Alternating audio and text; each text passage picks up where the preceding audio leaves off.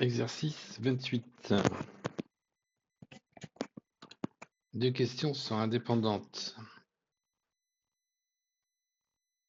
Alors, on n'a plus trop, juste, c'est juste des intégrales généralisées. Donc, on va regarder ce qui se passe. Cette fonction-là, avec x, qui a x associe exponentielle moins x2 moins 4, racine carrée. Déjà, sur 2 plus infini de x2 moins 4, ça sera toujours positif. Donc ça, c'est bien défini.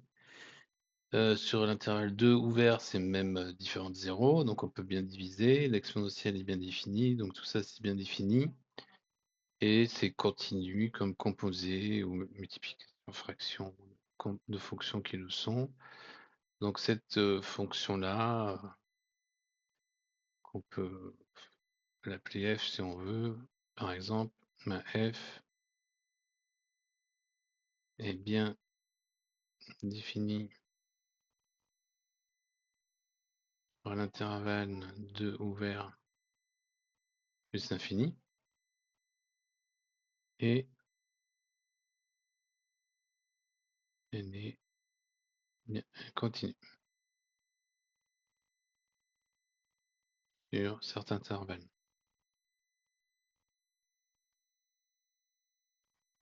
Ok, donc on va avoir deux choses à regarder. Qu'est-ce qui se passe en 2 et qu'est-ce qui se passe en plus infini? On peut regarder déjà en 2. Qu'est-ce qui va se passer? Prenons x quelconque entre 2 et plus infini.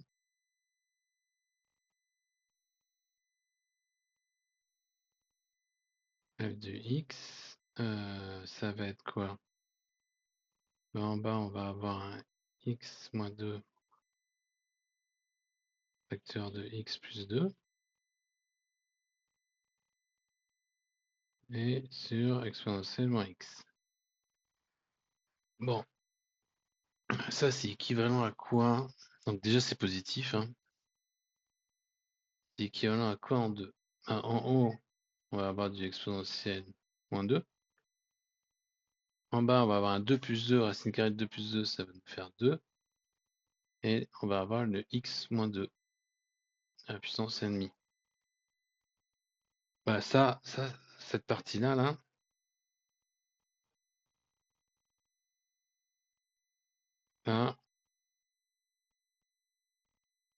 c'est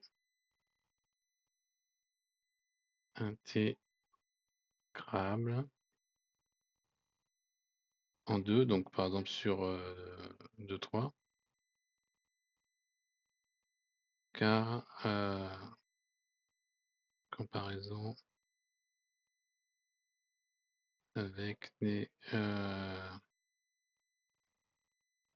intégrales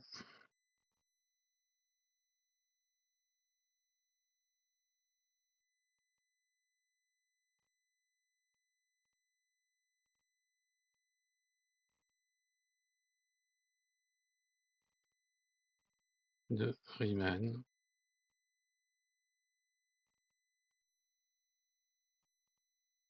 Un demi strictement plus grand que 1 et dx sur x un demi converge 1, 0.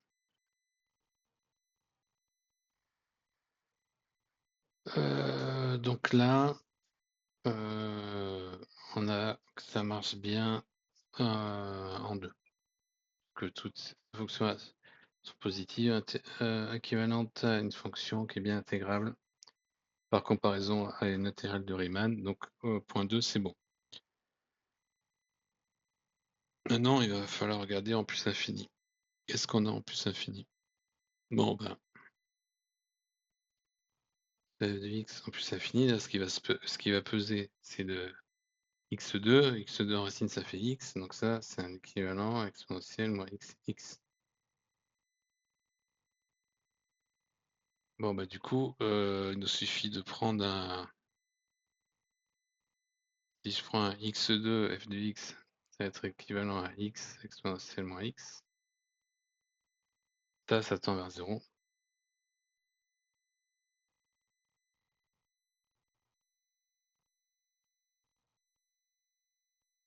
Quand x tend vers plus l'infini,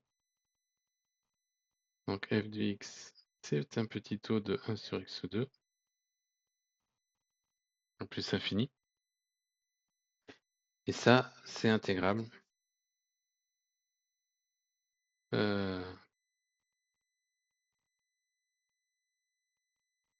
Intégrale de Riemann de 4 supérieur à 1, donc de 3 l'infini de dtt converge. Donc, par comparaison, par équivalent, fonction positive, on a bien l'intégrale de 3 plus l'infini de f de t dt converge. Conclusion, f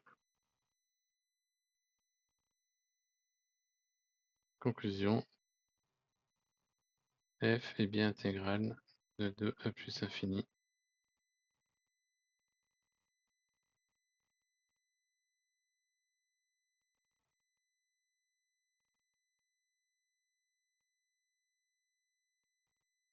Et voilà. Alors maintenant, on va regarder une question 2. Bon, bah là, la manière de 1 plus x puissance 2a, ça c'est positif, ça s'annule pas. Sur 0 plus infini. Sur tout réel strictement positif, le logarithme existe. Donc là, la fonction qu'on va appeler g, par exemple.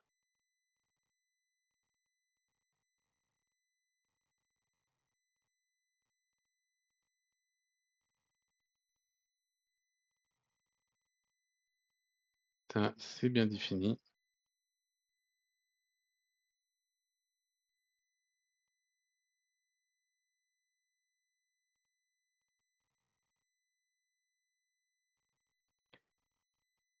Et c'est continu.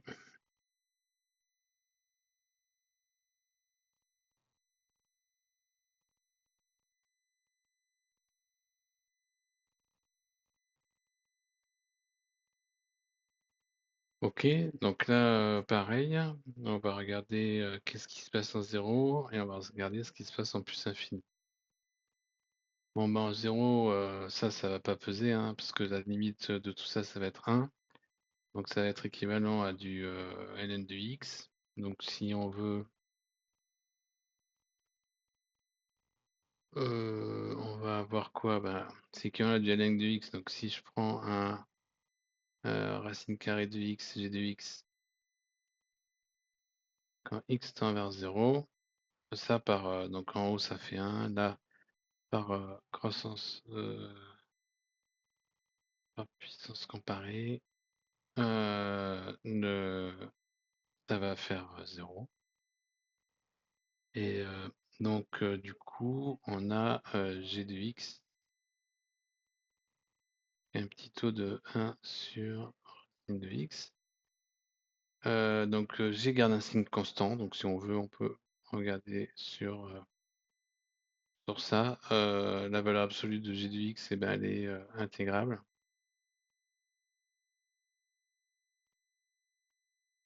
Sur 0,1 par exemple, par comparaison.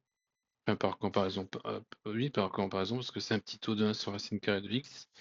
Terme de comparaison et l'intégrale, bah, c'est une fonction, intégrale de Riemann, qui est intégrale sur 0,1, puisque 1,5 c'est strictement plus petit que 1, et positif.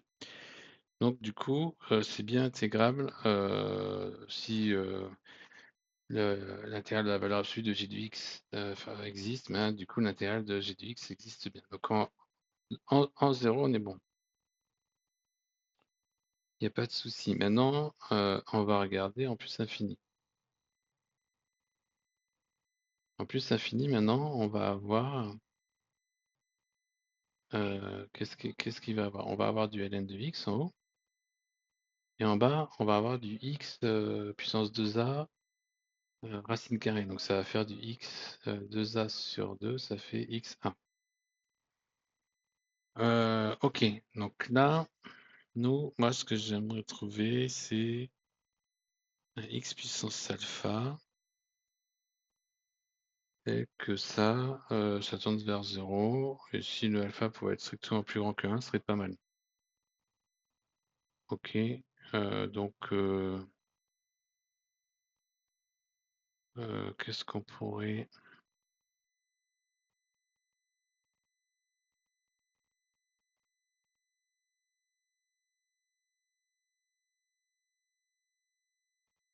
Donc ça, pour que ça tende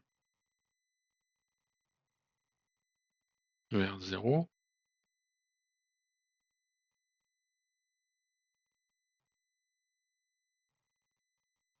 que alpha soit strictement plus grand que 1. Et je voudrais aussi qu'il soit strictement plus grand que 1. Ce serait pas mal. Ok, donc on va faire ça. On va prendre le premier cas.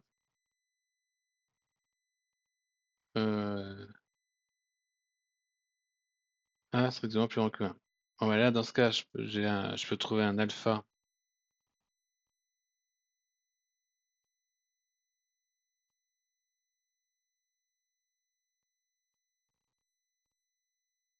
Oui, mais il faut aussi que... moi... non, mon alpha, il doit être plus petit que 1. Qu'est-ce que je raconte? On va y arriver.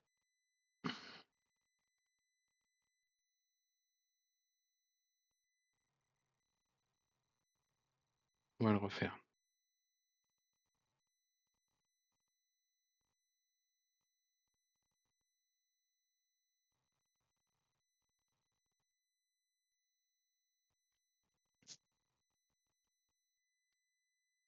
On veut. Donc, on va prendre le premier cas. Strictement plus grand que 1. Qu'est-ce qu'on veut?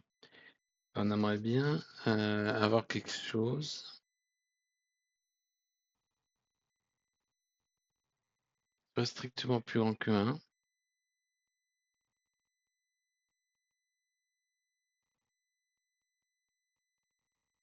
Un alpha qui soit strictement plus grand que 1. Que 1, pardon.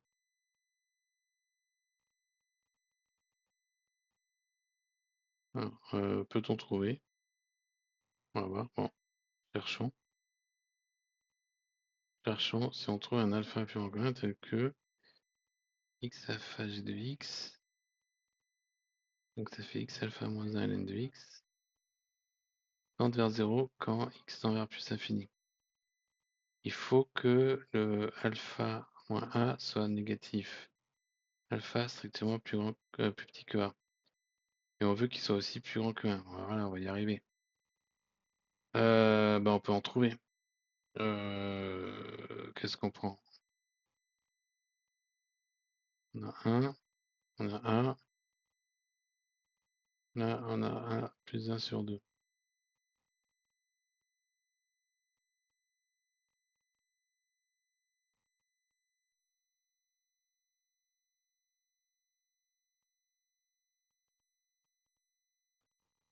Donc du coup,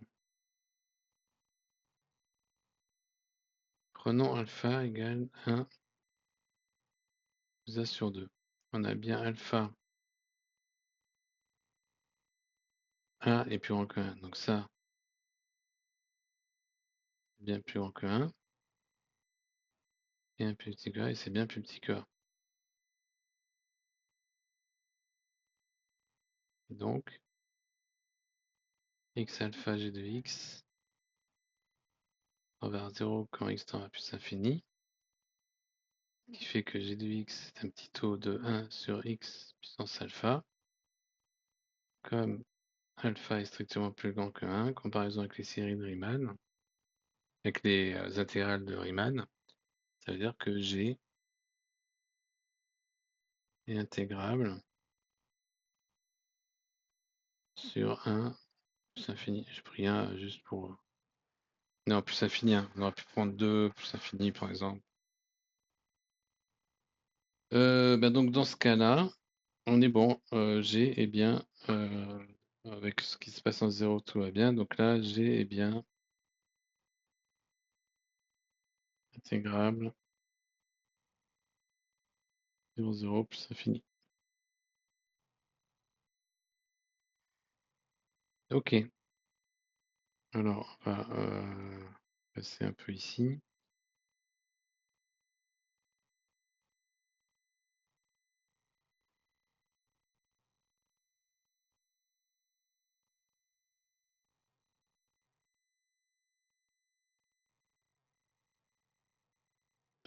Ok, donc ça c'est bon, c'était le cas où A est strictement plus grand que 1. Maintenant, le cas où A est plus petit ou égal à 1. Bon, maintenant, on peut se dire que ça va pas être suffisant.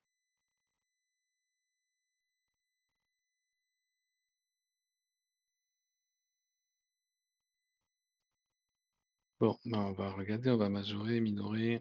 On va regarder un peu ce qui se passe. C de x, c'est positif. ln de x, on va prendre x suffisamment grand pour que ça, par exemple,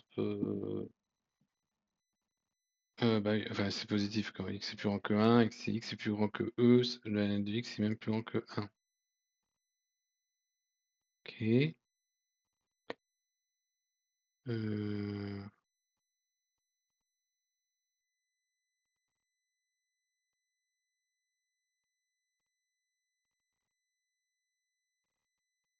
on va plutôt, ok, comme on compare, on va plutôt regarder ça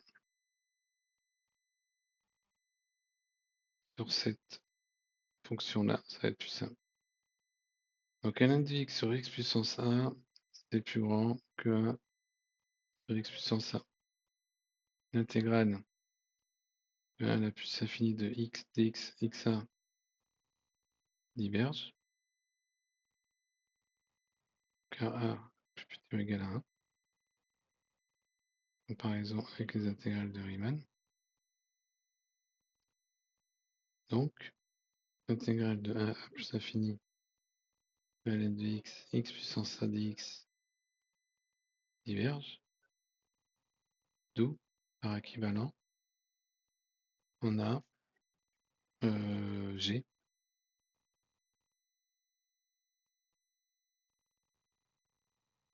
Donc, G n'est pas intégrable sur 1 plus infini. Et par conséquent, non plus sur 0 plus infini. En conclusion,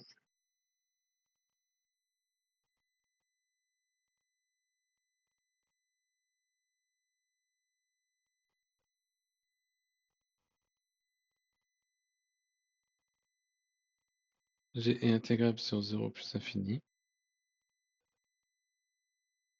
pour A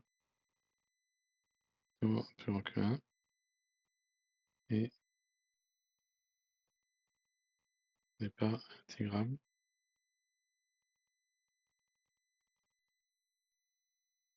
sur 0 plus infini pour A plus petit ou égal à 1.